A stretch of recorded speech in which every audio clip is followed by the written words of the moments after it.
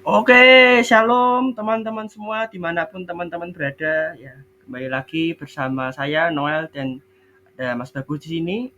Kita akan melanjutkan materi kita menyatakan belas kasihan. Ya. Tapi sebelumnya kita akan menaikkan sebuah pujian teman-teman ya.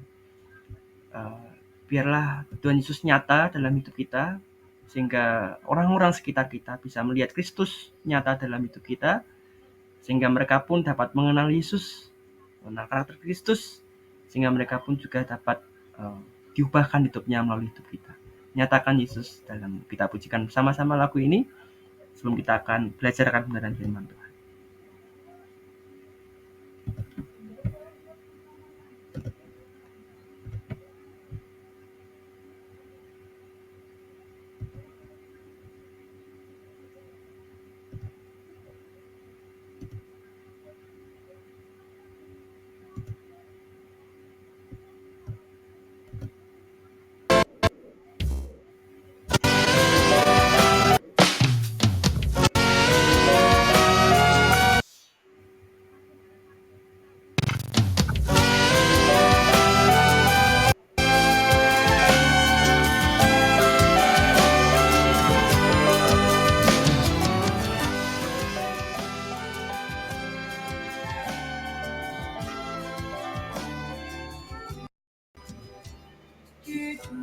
Yang penuh cemara antara sesamamu, hiduplah saleh dan benar, nyatakan Yesus dalammu, nyatakan Yesus dalammu, nyatakan Yesus dalammu.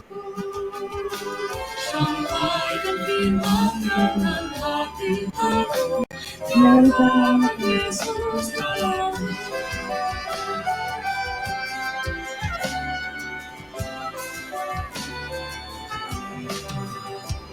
Hidupmu kita terbuka, dibaca sesamamu. Apakah tiap pembacanya melihat Yesus dalammu? Yesuskah kau kelak senang berjumpa sahabatmu? Berkat hidupku dalam kau, nyatakan Yesus dalammu, nyatakan Yesus dalammu, nyatakan Yesus dalammu. Sampaikan firman dalam hati kami, nyatakan Yesus dalammu.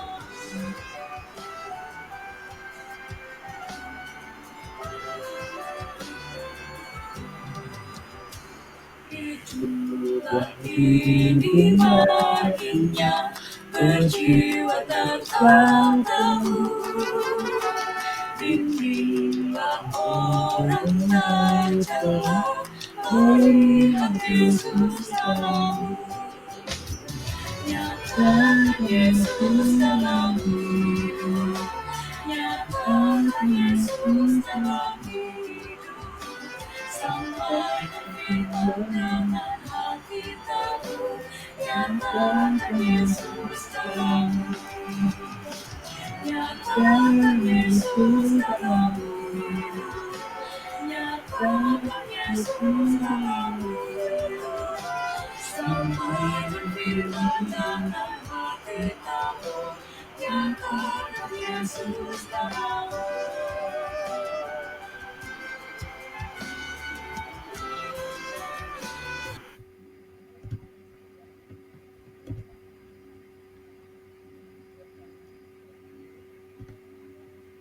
Ya, mari kita berdoa teman-teman. Kami rindu ya Bapa, kami hidup seperti putramu hidup, Tuhan Yesus Kristus yang telah memberikan contoh bagi kami bagaimana berbelas kasihan kepada sesama. Tolong kami, ya Roh Kudus, supaya pribadi Kristus makin nyata dalam kehidupan kami, melalui perkataan kami, perbuatan kami, sehingga orang-orang tidak lagi mengenal kami, tetapi mengenal pribadi Yesus dalam hidup kami makin nyata dalam hidup. Kami mau belajar untuk menjadi semakin serupa seperti Kristus melalui hidup kami, mampukan kami Roh Kudus, supaya kami dapat menyatakan belas kasihan kami kepada semua orang sekitar kami. Dan kami mau menyerahkan waktu kami ke dalam tangan-Mu. Kau mengurapi hamba-Mu yang penuh dengan kelemahan ini, supaya dapat menyampaikan apa yang menjadi kebenaran firman-Mu. Dalam nama Tuhan kami Yesus Kristus kami sudah berdoa. Amin. Oke, nyapa kembali ya, shalom teman-teman semua yang menyaksikan di channel YouTube itu ya. Di sini juga ada Mas Bagus gitu ya. Mungkin ada teman-teman yang penasaran mukanya Mas Bagus kayak gimana. Silahkan menyapa teman-teman di YouTube Mas Bagus ya. Oke, halo, selamat pagi, siang, malam, teman-teman yang terkasih di dalam Tuhan Yesus Kristus. Kiranya teman-teman dimanapun kalian berada senantiasa dipelihara oleh Tuhan yang penuh kasih. Gitu saja Noel dan teman-teman, salam kenal semuanya. Amin. Terima kasih Mas Bagus. Ini Mas Bagus ya teman-teman. Suaranya khas gitu ya. Seperti ini. Dan kita akan belajar bersama-sama melanjutkan materi kita teman-teman. Nah, bagi teman-teman yang baru menyaksikan, nah kemarin di part yang pertama kita belajar tentang realita belas kasihan di dalam kehidupan kita sehari-hari, itu ya. Dan juga konteks pada masa itu, pada zaman Tuhan Yesus, bagaimana orang Yahudi memandang orang Samaria. Dan juga hubungannya dengan kehidupan kita. Nah, nanti teman-teman bisa menyaksikannya di part pertama. Nah, di part kedua ini kita akan mempelajari lebih dalam lagi teman-teman, khususnya tentang peristiwa yang terjadi di masa itu ya, di perumpamaan itu pada orang Samaria. Nah, kita akan melanjutkan di nomor yang keempat teman-teman ya. Pertanyaannya adalah, sebagai jawaban atas pertanyaan siapakah samaku manusia yang diceritakan oleh Tuhan Yesus di ayat 30-35. Nah, jelaskan tentang sebuah persamaan dari peristiwa ini pada masa kini. Ya. Jadi teman-teman bayangkan peristiwa orang Samaria itu terjadi pada masa sekarang ini, konteks sekarang ini. Mungkin orang Samaria itu bisa berarti teman kalian, keluarga kalian, atau bahkan orang-orang miskin sekitar kalian. Nah, teman-teman coba bayangkan ini dan hubungkan, gitu ya, kayak gitu. Kalau menurut Mas Agus gimana Mas untuk korelasi siapakah sama manusia ini di konteks zaman sekarang? Monggo Mas, silakan. Oke, saya membaca terlebih dahulu untuk catatannya ya teman-teman. Kalau di konteks cerita zaman itu, jalan dari Yerusalem ke Yeriko kira-kira 17 mil panjangnya. Jadi kalau kita konversikan mil ke kilometer ya, 17 mil itu kira-kira 27 kilo. 27 kilometer gitu ya. Nah, jalanan itu berbatu-batu dan berbahaya, serta dikenal dengan bahaya perampokan bagi orang-orang yang melewatinya. Jadi kita bisa membayangkan betapa jalannya itu berbahaya, bisa saja itu sepi, gitu ya, tidak banyak orang yang melaluinya. Nah, kalau kita melihat dalam konteks zaman ini, gitu ya, ya saya tinggal di kota Semarang, gitu ya teman-teman, ada satu wilayah yang memang cukup banyak jalan yang sepi, gitu ya, kanan kiri hutan. Nah, mungkin Mas Noel juga pernah melaluinya, gitu ya, entah di daerah BSB mungkin atau Gunung Pade, ya itu kan daerah yang penuh apa namanya hutan gitu ya, tapi teman-teman tidak bisa memikirkan kayak jalan setapak gitu ya, tapi paling tidak jalanannya cukup sepi gitu ya, kalau itu dilalui malam hari gitu ya, minim penerangan. Nah, kalau saya membayangkan atau dengan perumpamaan ini ya teman-teman, cukup sulit nampaknya bagi tadi ya, orang yang diberikan contoh di dalam perumpamaan itu untuk menolong orang yang apa namanya terkapar gitu ya di pinggir jalan atau di tengah jalan kayak gitu. Jangan-jangan gitu loh ya. Jangan-jangan itu adalah satu siasat dari penjahat gitu ya, untuk bisa mengecoh orang lain gitu ya, sehingga pada akhirnya nanti orang itu tersebut kalau mau menolong malah jadi korban perampokan kayak gitu ya. Itu kan memang sangat riskan sekali ya kondisi zaman itu. Kalau enggak ya malas berurusan dengan entah itu petugas keamanan gitu ya, atau rumah sakit, atau malas berurusan kalau nanti biaya pengobatannya akan ditanggung oleh orang yang menolongnya, kayak gitu sih.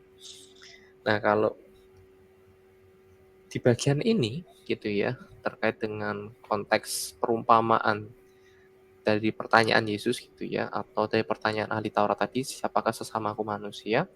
Ya kita bisa melihat bahwa sesamaku manusia yang orang yang tanpa harus kita tanya statusnya apa, begitu ya. Kita bergerak oleh karena belas kasihan itu. Bahkan orang Samaria yang baik hati ini, tadi ya kalau saya sudah jelaskan betapa kondisi geografisnya itu tidak menguntungkan bagi orang Samaria untuk menolong itu, tapi dia mau melakukannya gitu ya teman-teman. Dia mau mengorbankan nyawanya gitu ya. Dia tidak berpikir dua kali kayak gitu ya. Jadi dia langsung mendatangi orang yang hampir meninggal itu atau sekarat, kemudian ditolong. Ditolongnya itu tidak hanya menaikkan dia di hewan kendaraannya gitu ya, tetapi dia membalut lukanya dulu gitu ya, mengolesinya gitu ya dengan minyak dan anggur gitu. Jadi dia merawatnya terlebih dahulu, memastikan dia baik-baik saja sampai di tempat dia bisa dirawat gitu ya. Tidak sampai di situ, kalau saya membayangkan ya Noel dan teman-teman, kan itu butuh proses yang lama kan. Ya, Dia betul. ngecek dulu gitu ya, dia ngecek dulu, oh apakah orang ini sudah meninggal atau belum, oh ternyata masih hidup gitu ya. Dicek, terus ada lukanya, dirawat, dibalut, itu membutuhkan proses waktu gitu kan. Setelah itu dia menaikkan di tunggangannya gitu kan. Nah ketika dia menaikkan ke tunggangannya, berarti dia perjalanannya lebih lambat. Dia mungkin punya potensi untuk dicelakai oleh orang-orang yang mau berbuat jahat kepada dia. Tetapi orang Samaria yang baik hati ini, dia tidak mempedulikannya dalam tanda petik. Yang penting orang yang aku tolong gitu ya, itu selamat. Betul. Kemudian setelah sampai di satu tempat gitu ya, di penginapan, dia meminta kepada pemilik penginapan untuk membantu merawatnya dan membayar gitu ya, berapa banyak yang dibutuhkan.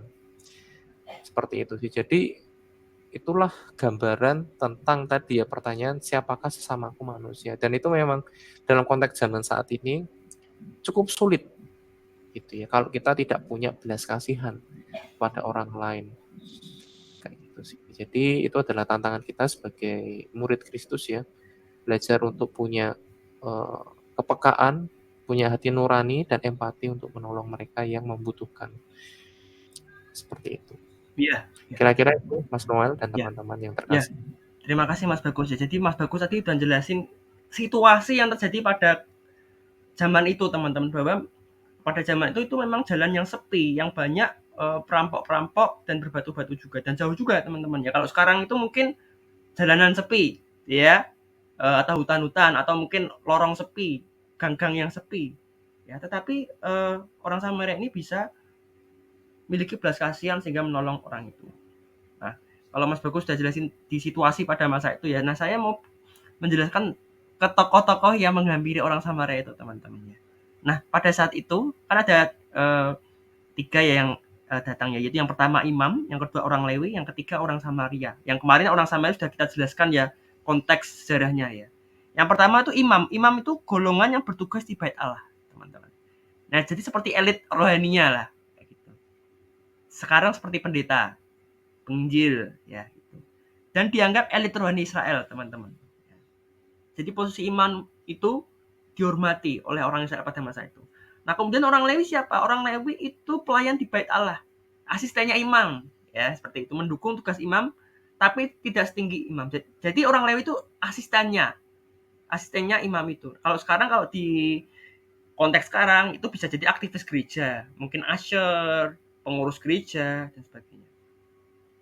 Nah bayangkan teman-teman ya, elit-elit rohani ini ya, saya nyebutnya seperti itu, orang yang berkedudukan prestisius dalam bidang religius, seharusnya kan mereka punya belas kasihan, seharusnya mereka tahu ya, tapi mereka tidak melakukannya ya teman-teman ya.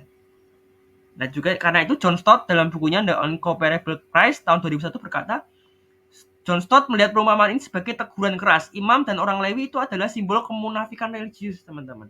beragama tapi tidak mengasihi. Nah, dalam dunia sekarang mereka bisa diibaratkan kaum religius yang menjaga image kekudusan tetapi menutup mata terhadap ketidakadilan sosial, kemiskinan dan penderitaan. Nah, jadi memang sekarang ada pendeta yang melayani Tuhan gitu ya. Mobilnya mewah, rumahnya mewah, tapi nggak sadar kalau ada jemaatnya yang anaknya sakit, anaknya nggak bisa sekolah.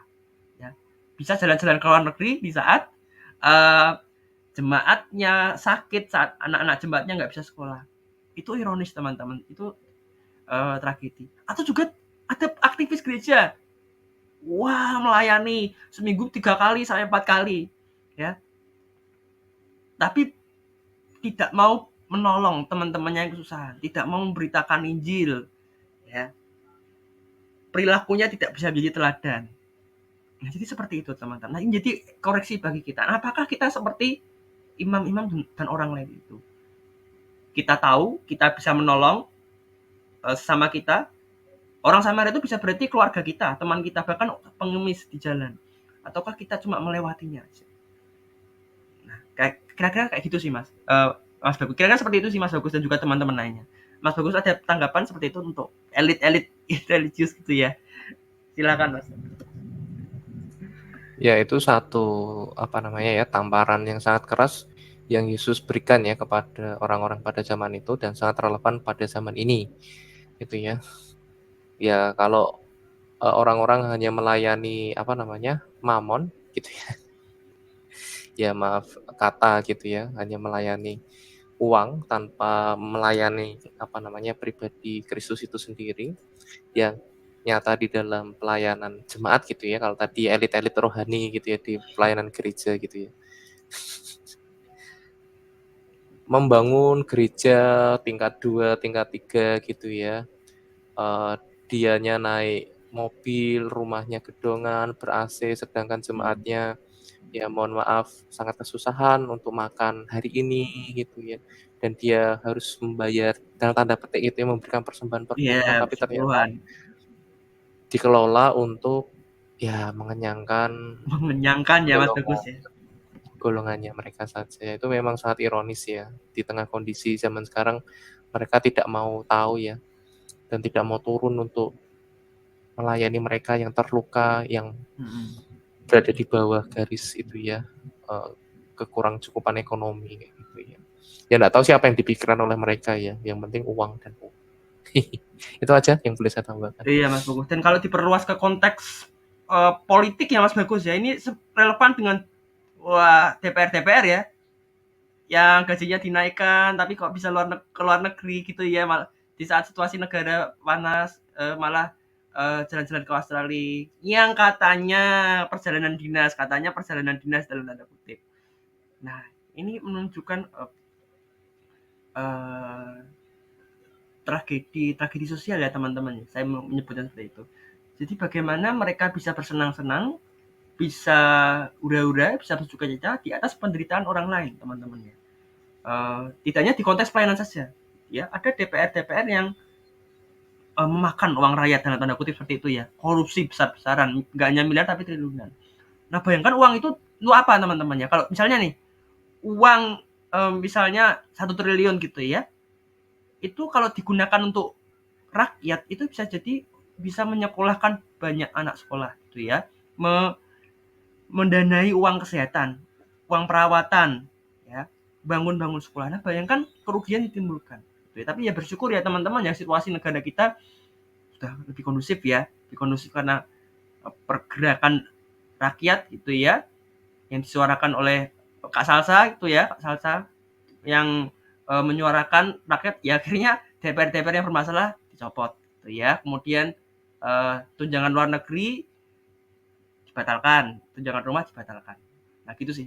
Kalau Mas Bagus gimana Mas dengan kondisi situasi negeri ini kan? Kalau dihubungkan dengan Ya, terima kasih Mas Noel. Jadi saya teringat bahan materi pemuridan atau KTP yang saya bahas di kelompok yang lain gitu ya. Kami sementara ini sedang membahas tentang buku kepemimpinan ya. Tadi Kak Noel menyinggung tentang bagaimana sih pejabat-pejabat sekarang yang memimpin gitu ya. Yang katanya terhormat gitu ya di gedung sana yang magrong itu yang sangat besar gitu ya. Wah gitu lah ya teman-teman. Nah, di dalam pembahasan buku yang kemarin kami bahas itu, di bagian pendahuluan itu sangat apa ya, menusuk sekali. Jadi kita sebagai orang yang percaya, murid-murid Kristus, kita tuh harus punya double listening ya, Oh, pendengaran ganda. ya. Kita ngerti mendengar firman Tuhan dan kita mendengar kebutuhan dunia. Sangat munafik kayak gitu kalau orang Kristen atau murid-murid Kristus tuh hanya mendengar firman Tuhan tetapi tidak diterapkan di dalam seluruh aspek kehidupannya kayak gitu. Teori aja gitu ya Mas Bagus ya, gitu ya. Itu hanya sebatas pengetahuan saja. Jadi pemimpin-pemimpin, murid-murid Kristus itu harus mewarnai, kalau tadi Kak Noel bilang di pemerintahan, ya harus mewarnai di pemerintahan. Dia mau tidak mau, orang yang dipilih oleh rakyat itu harus memiliki karakter pemimpin yang melayani. Bukan pemimpin yang dilayani. Seharusnya meneladani Kristus itu sendiri. Kayak Yesus aja kan raja di atas segala raja, dia datang ke dunia kan bukan untuk dilayani, tetapi untuk melayani. Nah, bagaimana? Ya, mohon maaf sekali lagi dewan-dewan yang terhormat kayak gitu. Oke. Apalagi kalau ada orang-orang Kristen di sana, ingat panggilanmu. Iya. Kalau masih percaya dengan Yesus sebagai Tuhan dan Juru Selamat. Oke. Kalau masih percaya, kamu adalah murid Kristus kayak gitu. Masih ngerti tentang statusmu sebagai murid Kristus. Kalau sudah tidak tahu atau tidak mau tahu, ya mohon maaf, harus kembali lagi mengingat gitu ya tentang panggilan yang Tuhan sudah beri kayak gitu ya. Ya karena itu kan memang amanah dalam tanda petik gitu ya, bukan tanda petik ya, memang itu harus dikerjakan ya, karena itu suatu panggilan yang Tuhan sudah berikan kepada Anda, dan itu harus dikerjakan dengan integritas, dengan penuh tanggung jawab, karena mewakili kami gitu ya untuk bisa mensejahterakan orang-orang dari lapisan paling bawah sampai yang atas, semuanya merasakan keadilan sosial gitu ya. Itu kan ada di Pancasila ya, di sila kelima, dan itu memang harus nyata. Kalau hanya 1-2 golongan itu kan bukan keadilan bagi seluruh rakyat Indonesia. Ya sekali lagi, kalau kita melihat tentang konteks ini berbelas kasihan, tidak hanya tentang menolong orang yang sakit ya, tetapi berbelas kasihan kepada orang yang susah cari pekerjaan. Bayar BPJS saja sangat sulit. Bahkan pajak aja mau dinaikkan. Gitu ya. Beras saja sekarang sudah naik gitu. Bahkan ya dewan-dewan terhormat itu ada tunjangan kehormatan, tunjangan beras. Nah, kami aja yang di bawah sini aja kesulitan cari beras. Beras aja dioplos. Kami aja mau beli bensin aja sangat sulit. Nah, kan merasakan sekali kalau mereka kan sudah berada di atas menara gading ya. Oke. Enggan untuk turun lagi ke bawah untuk melihat ini loh rakyatmu yang kamu emis per 5 tahun kayak gitu. Untuk bisa naik berada di tempat itu ya. Kembali lagi kalau tadi Kak Noel menyinggung tentang konteks pelayanan di gereja, ya kita kan sebagai orang-orang yang melayani di umat Tuhan gitu ya di gereja, ya sangat disayangkan ya kalau misalkan ada aktivis-aktivis, mungkin ada pendeta-pendeta yang demikian ya, yang kurang mengerti tentang kebutuhan orang-orang yang dilayaninya. Yang maunya tuh gedungnya tinggi besar-besar, tetapi kurang mau melihat ke kebutuhan yang utama dari jemaat itu. Jadi yang dikembangkannya itu hanya gedung fisiknya, tetapi SDM bagaimana jemaat-jemaat itu belajar untuk menjadi murid Kristus yang setia itu di nomor sekiankan. Itu kan juga kurang tepat kalau menurut saya. Jadi itu harus berjalan beriringan. Jadi tidak bisa menghilangkan salah satunya. Begitu Noel tanggapannya. Ya betul. Jadi kita harus punya dua telinga ya. Telinga yang satu kita gunakan untuk mendengar suara Allah apa yang menjadi kehendak Allah. Tapi satu sisi kita punya telinga juga harus melihat, harus mendengar kebutuhan dunia itu seperti apa. Dan juga kita bersyukur gitu ya, Indonesia mempunyai anak muda yang luar biasa ya, Kak Salsa ini ya, menyuarakan dari Denmark ya. Dan ya beliau bercerita bahwa pemimpin di Eropa, teman-teman, itu pemimpinnya yang melayani, teman-teman ya. Pemimpin yang melayani loh.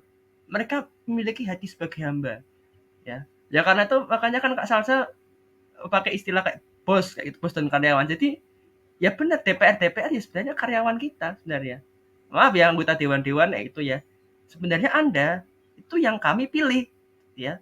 Setiap 5 tahun sekali Anda yang harus melayani kami ya dengan segala kompetensi Anda itu. Jadi saat Anda melayani maka Anda harus melayani dengan sepenuh hati karena uang yang Anda miliki juga uang hasil kerja keras dari seluruh rakyat Indonesia gitu sih. Tapi dan bersyukur ya Mas Bagus dan teman-teman ya ini DPR yang bermasalah itu sudah dicopot gitu ya.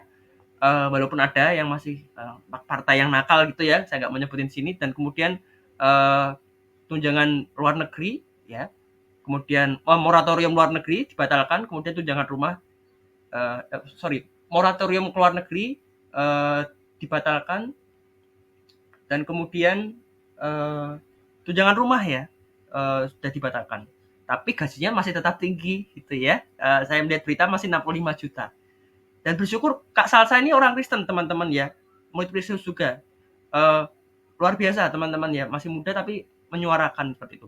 Jadi memang kita belas kasihan nggak harus kayak menolong yang sakit. Tapi mendengar suara rakyat itu dan menyuarakan speak up ke pemerintah teman-teman ya. Dan sekarang hasilnya juga mahasiswa-mahasiswa masuk ke DPR untuk menyuarakan aspirasinya. Dan itu saya percaya itu adalah cara Tuhan memurnikan bangsa kita, ya, menyucikan bangsa kita dari segala yang dan bisa jadi mungkin ini tonggak awal dari kebangkitan bangsa kita, kebangunan rohani bangsa kita. Nah, menurut Mas Bagus gimana? Dari Kak Salsa ini ya, Mas Bagus jadi yang tinggal di Denmark yang menyuarakan aspirasi rakyat ini. Silakan. Ya, memang itu adalah satu fakta dan tamparan yang keras ya bagi bangsa ini, khususnya mereka yang duduk di DPR gitu ya, yang pengen dihormati terus gitu ya. Memang mereka sangat sulit untuk, kalau saya melihat gitu ya, kebanyakan mereka sangat sulit untuk belajar rendah hati ya, untuk mau mengakui kesalahan atau minta maaf dengan tulus gitu ya, belajar untuk kalau salah ya mau meninggalkan jabatannya gitu. Kalau dari Kak Salsa tadi ya, tadi kan membandingkan cara kerja negara yang sudah melek terhadap keadilan sosial, keadilan hukum, bagaimana pajak itu yang dikumpulkan dari rakyat memang dikembalikan untuk rakyat, untuk kesejahteraan rakyat, meskipun pajak yang mereka ambil dari rakyat itu dari pendapatannya memang sangat besar, tetapi mereka merasakan sepenuhnya gitu, merasakan oh ternyata pendapatan yang saya miliki dipotong sedemikian besar, hasilnya seperti ini. Iya. Kayak gitu kan. Ya itu memang fair, memang adil kayak gitu kan. Kalau di kondisi Indonesia kan sudah ditarik pajak ini, pajak itu, tetapi kita ya mohon maaf gitu ya, belum merasakan dengan dengan signifikan lah ya, kayak gitu ya. Jadi itu sangat kontras sekali. Ya memang kita membutuhkan teman-teman seperti Kak Salsa ini, teman-teman yang mahasiswa atau bahkan yang SMP, SMA gitu ya, melihat ketidakadilan di sekolah, di kampus, di universitas, kalau itu menggelisahkan hati teman-teman disampaikan kayak gitu ya. Jadi ya dosen-dosen yang dalam tanda petik masih memiliki jiwa feodal kayak gitu ya, dihormati kayak gitu. Ya memang masih seperti itu ya kalau aku lihat di beberapa kampus ya. Kalau dulu saya berkuliah kayak gitu ya, memang ada dosen-dosen seperti itu kayak gitu. Tapi ketika saya belajar dari hari ke hari gitu ya, itu adalah suatu hal yang kurang baik gitu ya untuk mahasiswa itu sendiri kayak gitu. Jadi teman-teman ya perlu, kalau kita belajar di bagian ini tentang berbelas kasihan, satu hal kalau saya titip bagi teman-teman, bagi yang mau mencari beasiswa gitu ya, bagi teman-teman yang mampu kayak gitu ya, jangan mengambil hak bagi teman-teman yang membutuhkan beasiswa. Betul. Itu tidak memiliki belas kasihan. Ya mohon maaf kata gitu ya. Meskipun itu kan saya mampu memenuhi kualifikasi persyaratan untuk mendapatkan beasiswa. Iya. Tapi bagi mereka yang saat itu mungkin bingung harus membayar semesteran di hari itu karena jatahnya diambil oleh kalian, ya kasihan. Nah, Ya, karena saya mendapati kasus-kasus yang demikian ketika saya berkuliah, ada orang-orang atau oknum-oknum yang seperti itu. Kita kembali lagi tentang Kak Salsa itu tadi, ya kita memang perlu belajar untuk berani menyampaikan fakta betul. yang ada. Ya meskipun itu nanti konsekuensinya besar ya teman, tapi kita kembali lagi apa yang kita perjuangkan itu adalah hal yang benar. Tidak apa-apa menderita karena kebenaran di dalam Tuhan. Itu saja Kak Noel. Betul, ya Mas Bagus ya. Dan memang sekarang banyak dipajeki ya.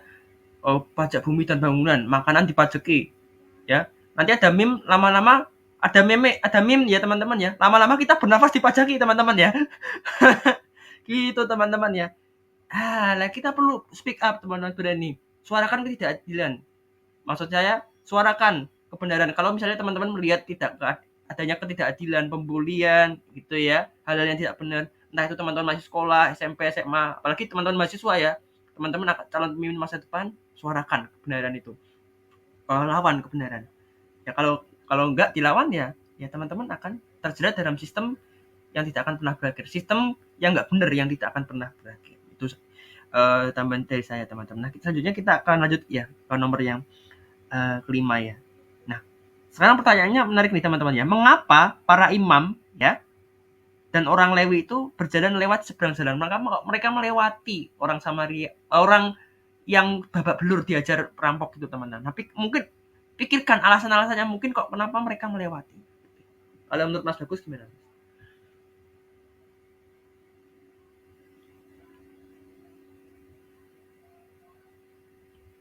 Kenapa kok mereka ya kan para imam imam itu orang Lewi kok melewati orang yang babak belur itu? Oke. Saya ganti ke sebelah mana ya, kanan atau kiri karena monitor Iya iya saya nggak agak apa-apa. bermasalah. Silakan. Ya. Jadi tapi saya tetap masih dengar teman-teman. Oke, mengapa para imam dan orang Lewi berjalan lewat seberang jalan ya? Karena alasannya mungkin yang tadi yang saya jelaskan sebelumnya. Bisa jadi dia takut ya kalau nanti itu adalah salah satu siasat ya dari penjahat untuk Betul. merampok, atau ya saya masih ingat ketika persiapan gitu ya atau KTB atau pemuritan di bahan ini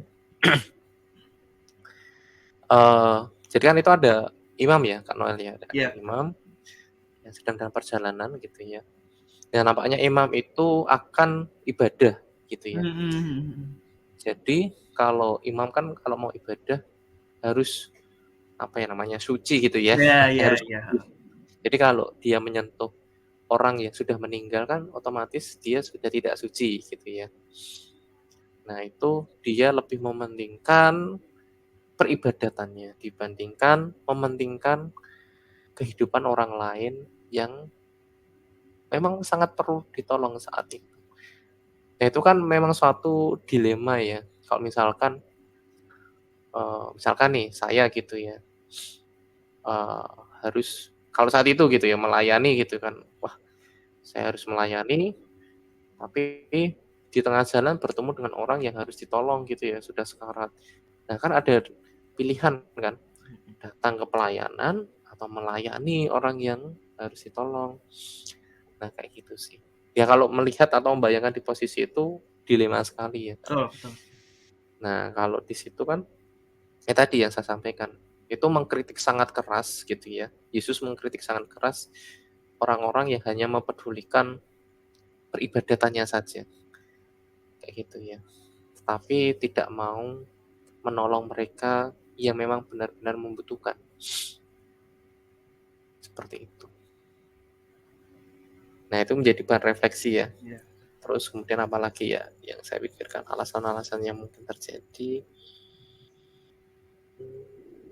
Ya mungkin mereka tidak mau repot ya. Iya iya. Ya kan tidak mau repot Nggak mau karena repot. kalau wah ini orangnya sudah sekarat, paling ya mau mati habis itu gitu, mau meninggal gitu kan. Oh, nanti aku yang harus ngurusin gitu ya. Mhm. Harus ngurus ini, ngurusin itu, keluar biaya. Dia bukan saudara, dia bukan keluarga. Iya. Kenapa aku harus mengeluarkan effort yang demikian? mending aku meneruskan jalan saja, mending aku lewat di pinggir jalan saja, atau pura-pura tidak lihat saja. Itu sih, ya kemungkinan-kemungkinan yang bisa saya gambarkan.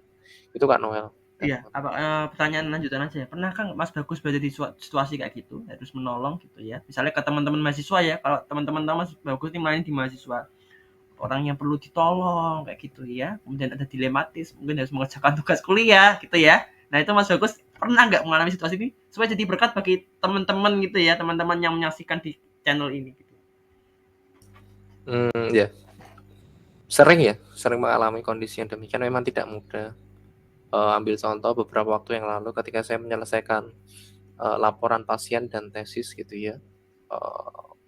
Sekedar informasi teman-teman, laporan pasien saya itu sangat tebal sekali dan itu nanti diujikan gitu ya untuk saya mendapatkan gelar profesi gitu ya.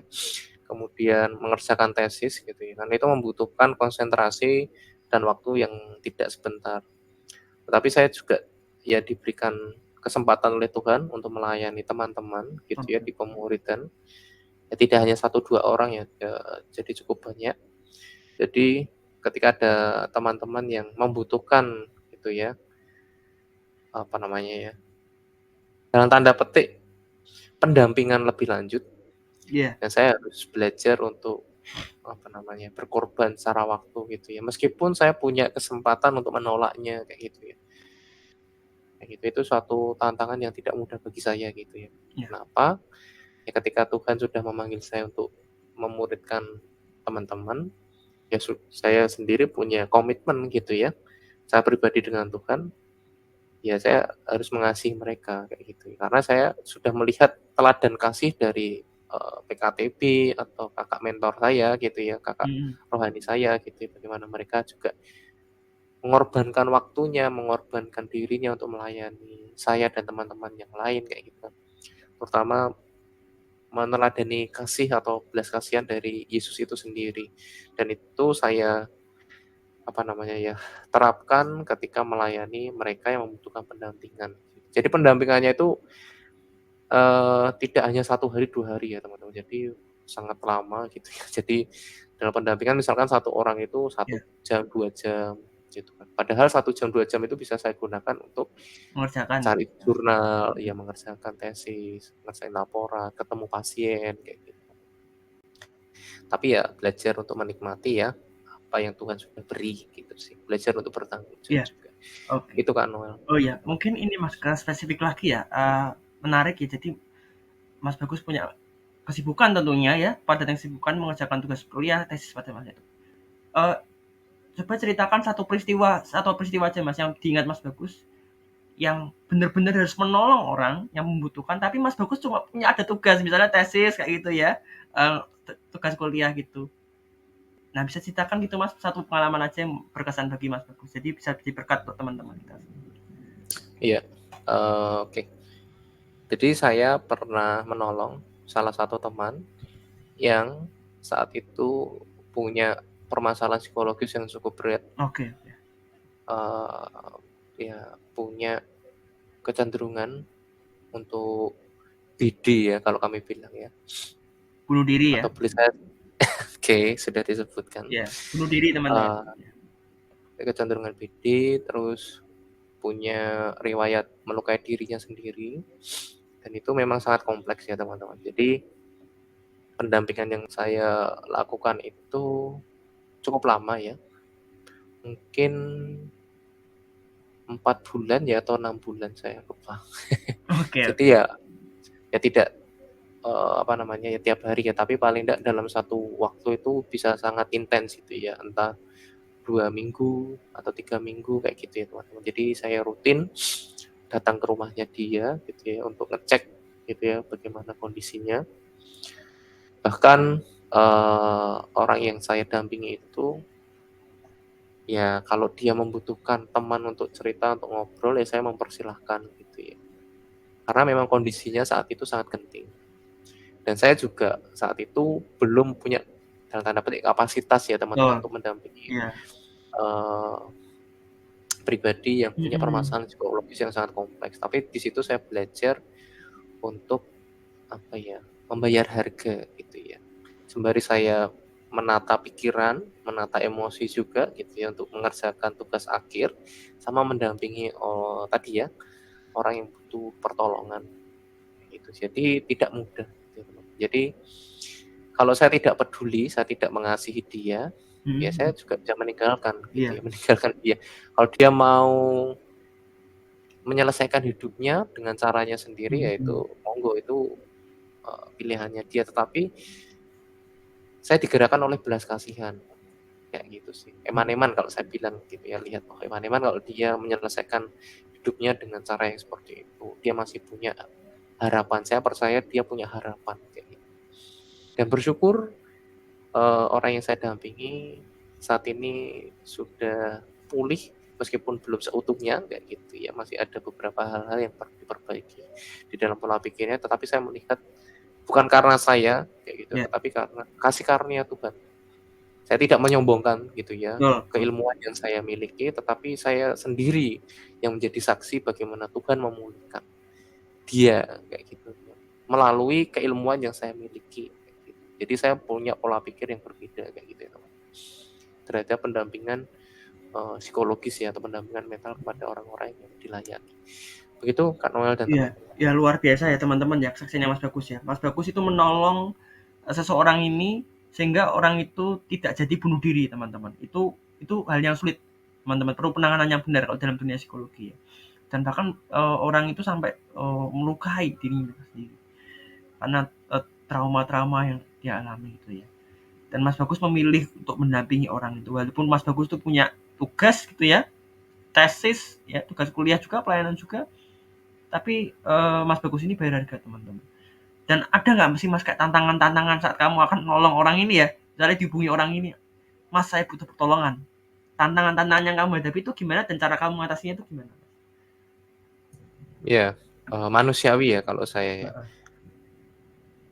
Jadi tantangan saya hadapi, aduh apalagi kayak gitu ya pikiran saya gitu. Negatif pikiran ya Mas, pikiran negatif ya Mas ya? Ya, maksudnya aduh apalagi tuh ya kecemasan yang saya miliki, berat nih kayak gitu kan. Jadi ya saya juga manusia yang terbatas gitu ya teman-teman. Ada kalanya saya juga capek gitu ya. Mungkin teman-teman, loh itu kan tugasnya Mas Bagus ya harus profesional Sebagai seperti mentor gitu ya Mas Bagus ya alasannya ya? Ya betul. Saya juga manusia yang terbatas. Saya juga menyadari kelemahan saya, keterbatasan saya. Mungkin teman-teman mudah berkata seperti itu karena belum berada di posisi saya kayak gitu ya. Dengan kompleksitas hidup di luar yang teman-teman tidak ketahui gitu ya. Tetapi bagaimana saya mengatasinya? Meskipun tadi ya saya mengeluh dalam tanda petik, tapi keluhan saya konversi gitu ya. Saya alihkan menjadi suatu kegiatan atau suatu pola pandang yang langsung saya ganti dengan pemahaman yang benar. Misalnya, aduh apalagi. Terus saya ingat, Gus kamu harus tolong dia. Kamu harus menjenguk dia. Visitasi ya bahasanya keren gitu ya. Visitasi, kunjungan gitu ya? Harus mengunjungi dia. Siapa tahu dia memang butuh pertolongan. Ya betul teman-teman. Ketika saya datang ke rumahnya, saya ingat betul dia sudah melukai tangannya gitu ya dengan pisau yang dipanasi gitu ya di api kompor terus ditembak ya gitulah. Saya yang merawat lukanya kayak gitu ya. Menetesi pakai obat merah gitu ya. Kayak gitu. Ya seperti itu teman-teman. Jadi pikiran saya yang kalut kayak gitu ya, tetapi saya dipaksa dalam tanda petik ya oleh Tuhan untuk kamu harus datang, kamu harus mengobati gitu. Ya sudah saya kerjakan. Gitu Kak Noel dan teman-teman. Ya saya merinding teman-teman mendengar kesaksiannya Mas Bagus gitu ya. Jadi Mas Bagus itu seperti di dalam kisah orang Samaria ini ya teman-teman ya. Orang ini yang mau bunuh diri ini melukai dirinya sendiri dan Mas Bagus juga membalut luka orang itu. Sehingga orang itu bisa sembuh kayak gitu ya dan akhirnya bisa mengatasi permasalahan. Dan mungkin teman-teman juga pernah mengalami kayak gitu ya kasus seperti ini. Mungkin nggak spesifik, mungkin teman kalian kayak gitu ya, teman kalian yang butuh didengarkan gitu ya. Ada orang yang butuh didengarkan loh teman-teman ya, cuma didengarkan aja. Terus ada juga mungkin ada teman kalian yang keluarganya broken home kayak gitu ya. Ada juga mungkin teman-teman kalian yang malas ke gereja gitu ya. teman-teman ada mungkin juga teman kalian yang ingin mau bunuh diri seperti yang pernah dialami Mas Bagus ini. Nah, mereka kan seperti orang-orang Samaria yang perlu kita mereka seperti orang yang dirampok itu loh, teman-teman. Nah, mau nggak kita seperti orang Samaria itu yang menolong mereka? Dan pasti saat teman-teman menolong mereka, ya kan, Tuhan beri kemampuan, ya kan, kemampuan. Nah, sehingga hasilnya adalah ya orang sekitar kalian melihat Yesus dalam hidup kalian. Dan lebih lagi ya, orang yang kalian tolong itu ya bisa juga menerima Yesus, gitu ya, mengenal Yesus melalui hidup kalian. Gitu ya. Nah, kemudian yang Mas Bagus rasakan gitu ya, yang Mas Bagus pelajari dari karakter Kristus setelah menolong orang itu apa, Mas? Yang Mas Bagus pelajari karakter Kristus yang Mas Bagus pelajari dari setelah menolong orang itu apa? Oke, karakter Kristus yang boleh saya lihat dan pelajari adalah dia pribadi yang penuh belas kasihan. Iya. Dia lemah lembut, menyapa, dia lemah lembut, membalut luka, dia lemah lembut, memulihkan, dia memberi pengharapan yang sejati. Jadi teman-teman, ya apapun kesulitan yang dihadapi, ya memang ini klise ya, tapi perlu belajar untuk melihat kembali atau datang kepada Tuhan gitu ya. Iya. Atau belajar untuk terbuka kepada komunitas yang teman-teman percayai. Dan saya juga belajar tentang sifat Allah itu. Allah itu peduli kepada kehidupan kita melalui orang lain. Jadi kalau saya beri contoh orang yang saya dampingi yang punya kasus BD, pemikiran BD gitu ya. Ternyata orang yang mengalami permasalahan psikologis itu gitu ya, ditolong oleh Tuhan dengan cara mengutus orang-orang di sekitarnya itu untuk merawat dia. Dan dia bersyukurnya orang yang yang mengalami permasalahan itu terbuka kepada support system yang ada di sekitarnya. Jadi dia tidak menutup diri. Itu adalah cara Tuhan untuk mendampingi pemulihan pribadi yang teman-teman miliki. Gitu. Yeah. Jadi saya melihat cara kerja Tuhan itu banyak banget ya bagaimana bisa berkarya di dalam kehidupan kita. Asal kita tetap belajar peka ya. Tapi memang cukup sulit ya Kak Noel dan teman-teman ketika ada orang yang punya permasalahan psikologis yang sangat kompleks, melihat tentang kebaikan Tuhan, melihat kebaikan orang lain di sekitar. Ya saya memahami itu, tidak apa-apa. Tapi yang saya tadi sampaikan bahwa Tuhan itu adalah Tuhan yang murah hati, Tuhan yang lemah lembut, dia tidak menyerah dengan keadaan kita. Meskipun kita saat itu sedang berada di bawah, tapi dia tidak membiarkan kita jatuh tergeletak. Itu sih yang bisa saya pelajari ya tentang sifat Tuhan ya. Iya, itu kan. Iya. Berarti Tuhan Yesus ya, kalau kita pelajari ya, Tuhan Yesus tidak pernah meninggalkan kita ya teman-teman ya. Dan Tuhan Yesus pasti membalut luka teman-teman. Mungkin ada teman-teman yang luka, trauma, keluarga kalian, teman-teman kalian ya kan, secara fisik, secara emosional. Pasti Tuhan itu akan menyembuhkan luka teman-teman itu melalui berbagai cara ya. Salah satunya yang melalui orang-orang sekitar kita. Nah, pertanyaan kita mau nggak disembuhkan gitu ya? Atau kita tetap mengisolasi diri kita, tetap mengasihani diri kita?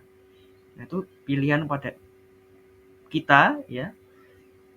Tapi saranku untuk teman-teman ya yang mengalami luka, berilah diri kalian pada Tuhan, maka Tuhan akan menyembuhkan luka-luka kalian, membalut luka-luka kalian sehingga kalian menjadi pulih kembali.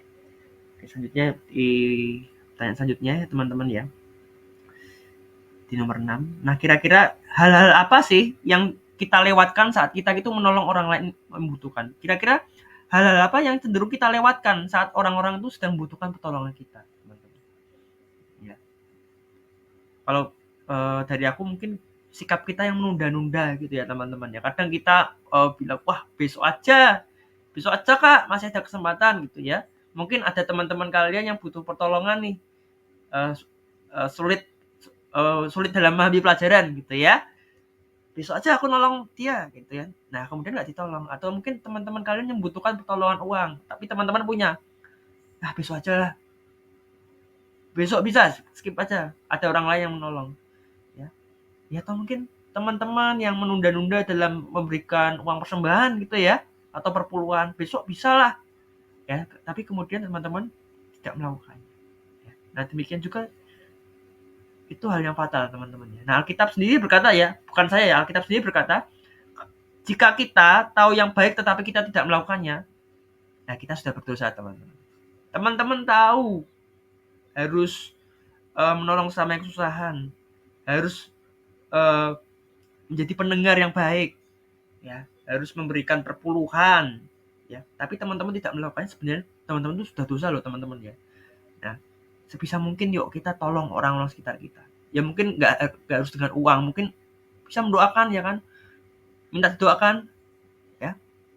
Ya didoakan teman-teman ya. Ya ada murid-murid saya yang kadang minta doakan saya kak, saya mau pelayanan itu saya ya saya doakan gitu ya dengan segera langsung doakan gitu, saya nggak mau nunda-nunda ya.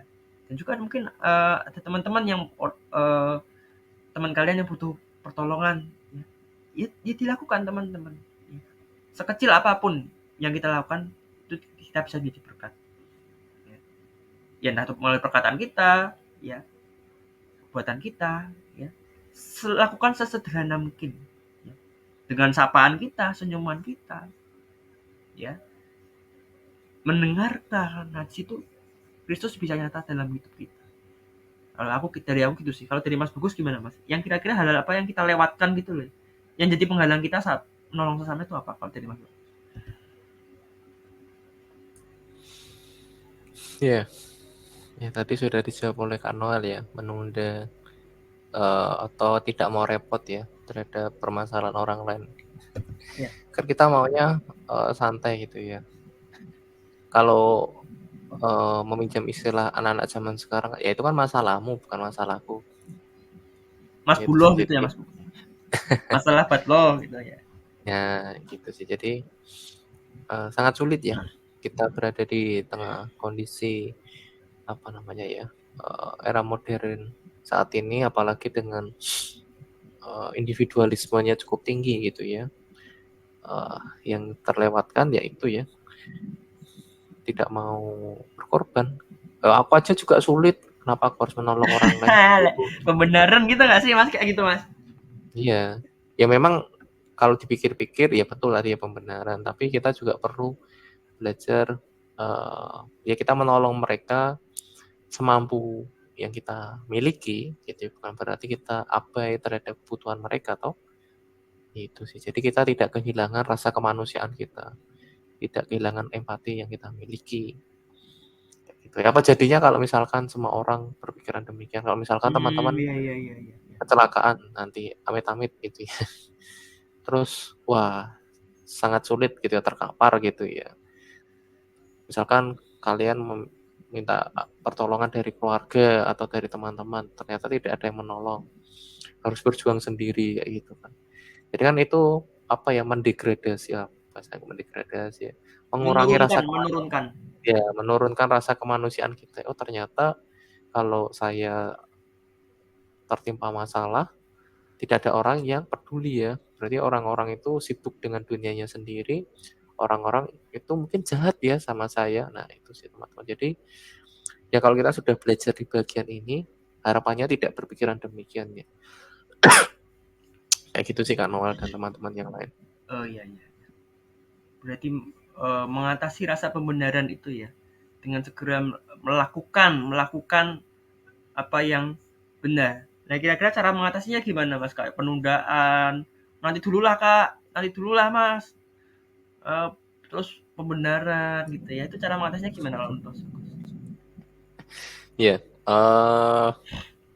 kalau saya pribadi ya, saya belajar untuk menempatkan diri di sepatu mereka gitu. Kalau empati kan gitu ya, Itu mencoba. artinya apa Mas? Maksudnya dijelaskan ke teman-teman gitu ya, artinya gimana? Jadi kan kita sering kali sok tahu gitu ya, atau tidak mau tahu terhadap kondisi orang yang dialami gitu ya, kondisi mereka yang mengalami.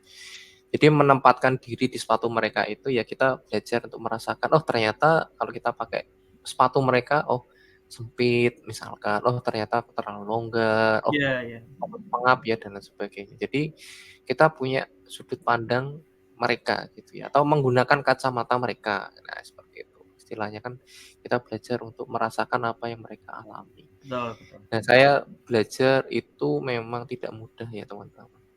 untuk belajar berempati atau punya belas kasihan gitu. Tapi bukan berarti saya sembarangan menolong orang lain tanpa menggunakan pikiran yang sehat gitu ya dalam tanda petik.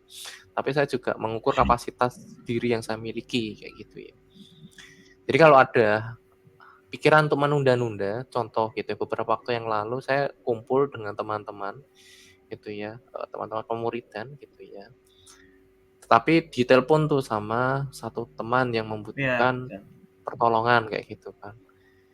Sebenarnya saya bisa menolak kayak gitu ya, karena di waktu yang sama saya diminta untuk ikut gitu ya, acara kalau di gereja kami sih KPW gitu ya, atau kumpulan rumah gitu ya. Pendalaman Jadi Alkitab gitu ya, Mas? pendalaman Alkitab di rumah-rumah jemaat kayak gitu. Saya sudah janji kayak gitu ya kepada orang tua untuk ikut. Tapi karena Iya. di hari itu tiba-tiba ada rekan yang meminta, "Ada waktu kosong ndak?"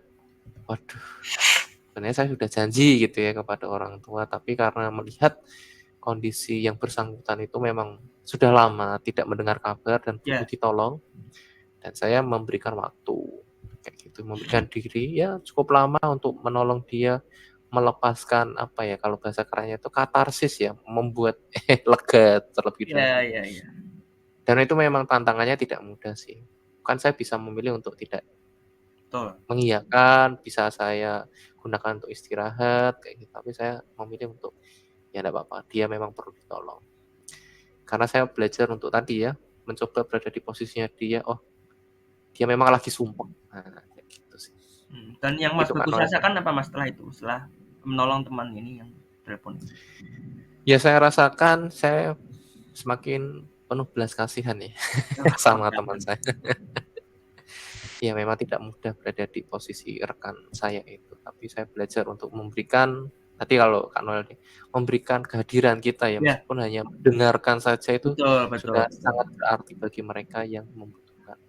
Ya saya hanya mendengarkan saja, saya tidak memberikan ceramah, saya tidak memberikan Iya, iya, iya. khotbah, tidak memberikan saran-saran yang tidak dibutuhkan. Jadi saya ngalir aja, yang dia sampaikan ya saya tanggapi kayak gitu Kak Noel dan teman-teman. Itu kira-kira berapa lama Mas Bagus mendampingi orang itu? Berapa lama ya? Durasinya berapa jam di rumah Mas Bagus? Oke, ya dari jam 7, setengah 7 sampai jam setengah 10, setengah 7 jam setengah 10. Wah, Hampir 3 jam ya berarti, atau 2 jam setengah lah ya. Ya gitu teman-teman. iya, Kalau iya, pendampingan yang saya lakukan loh ya, ituin gambarannya gitu. iya, iya. Ya, jadi ini dari kesaksiannya Mas Bagus ya teman-teman. Rela meninggalkan zona nyaman ya Mas Bagus ya. Bisa bisa bisa ngobrol-ngobrol sama teman-teman, kongko bareng di kafe, tapi ada panggilannya, ada panggilan untuk menolong sesama dan akhirnya ya Mas Bagus menyatakan belas kasihan, mendengarkan.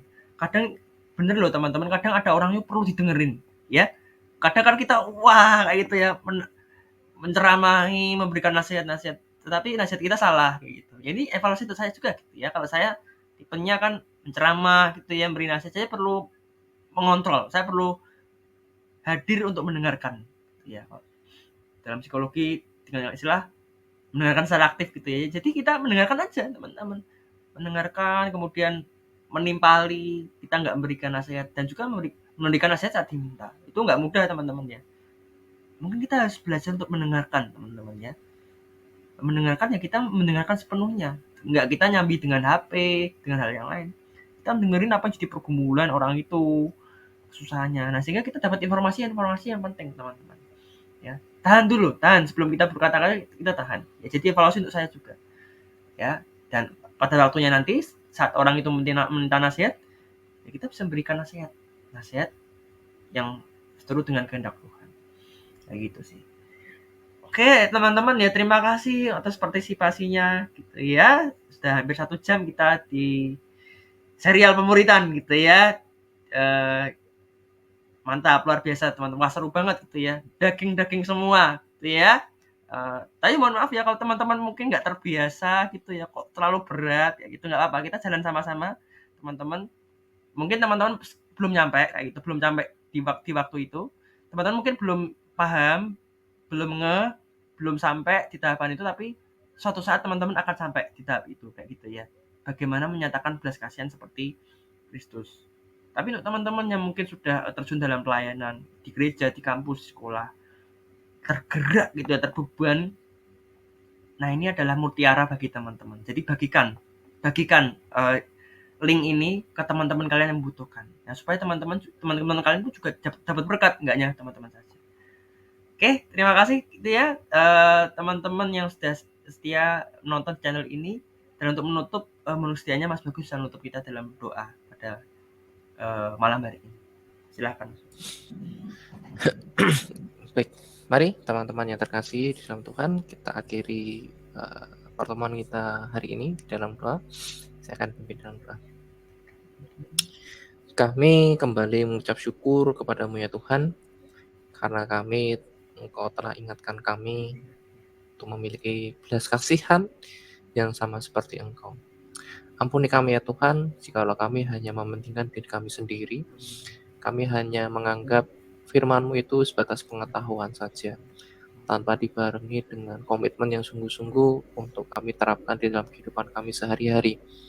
Sehingga pada akhirnya kehidupan kami tidak terlalu banyak perubahan karena kami enggan untuk mau dibentuk semakin serupa dengan Kristus itu sendiri.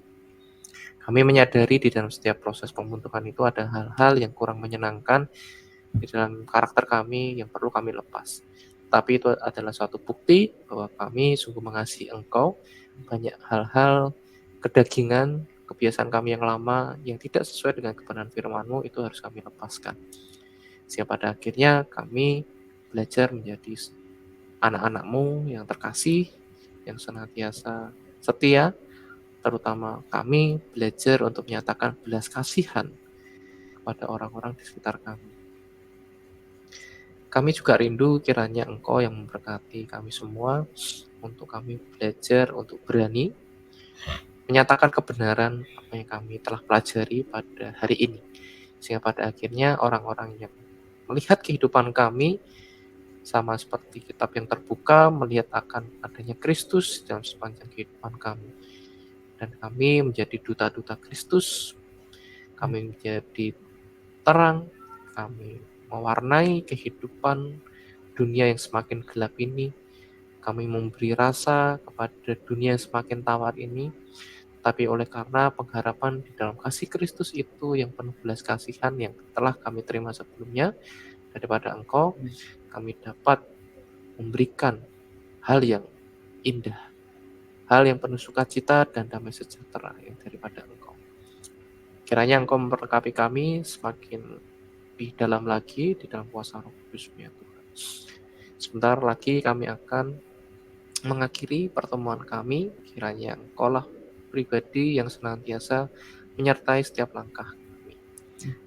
Kami juga mohon ampun apabila di dalam proses pemuridan ini kami melakukan dosa yang tidak berkenan di hadapan Engkau. Kiranya Engkau mengampuni kami dan melayakkan kami kembali. Kami landaskan setiap ucapan syukur, permohonan, dan permohonan ampun dalam tangan-Mu. Kami landaskan setiap doa ini pada Tuhan Yesus Kristus. Kami telah berdoa. Amin. Amin. Ya, sampai jumpa teman-teman semua. Teman-teman. Ya, sampai jumpa di serial pemuridan selanjutnya. Tuhan Yesus berkati kita semua. Yuk, malam.